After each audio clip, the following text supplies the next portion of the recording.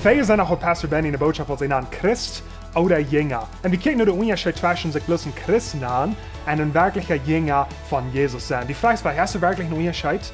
Ja, du hast. Wenn wir in der Welt kijken naar de zijn, etwa 30% van de mensen in de wereld namen zich Christen.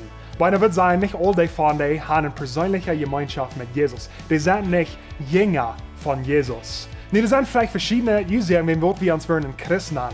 Vielleicht wohnen wir in einer christlichen Land und du fährst wie, wir sind doch wohl ein Christ. Vielleicht kommen wir von einer christlichen Familie und wenn meine Familie Christen wären, dann sind ich doch wohl vielleicht auch ein Christ. Oder vielleicht fahre ich in eine Kirche von Christen und dann bin ich ein Christ, wenn ich da anfahre. Vielleicht habe ich mich ein Weg antreiben, so some Christen sich antreiben tun, und dann nenne ich mich ein Christ durch. Aber das ist ein großer Unterschied. Bloß ein Christen an, merkt kein Unterschied wirklich in seinem Leben, wo einer leben hat, wo einer schaffen hat, wo einer wiederkommt hat.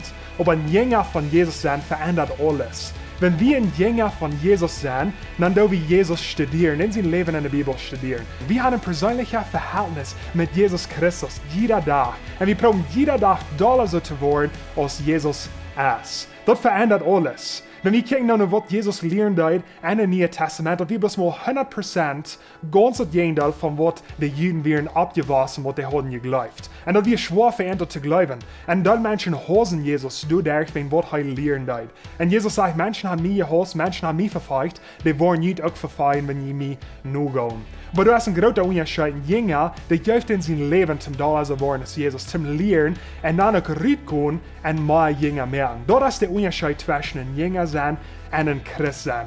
Was bist du? Würdest du sagen, du bist ein Christ, wenn du bist abgetragen, nur wo von der Kirche fahren, das wo du die antreiben das und das Land, wo du wohnst das? Oder sagst du wirklich, ich sein ein Jünger von Jesus? Hier in Lebenswasser, unsere Mission ist, Menschen lernen, ganz handjebende Nachfolger Jesus zu werden. Wir sind nicht ganz handjebende Christen zu werden, aber ganz handjebende Nachfolger Jesus zu werden. Wenn du hast einen großen Unterschied, sag mal in Mutter sprechen, check dein Leben an. Check, dass sie wirklich ein Nachfolger Jesus sind, oder sie ihn bloß ein Christen an. Wenn du hast wirklich einen großen Unterschied.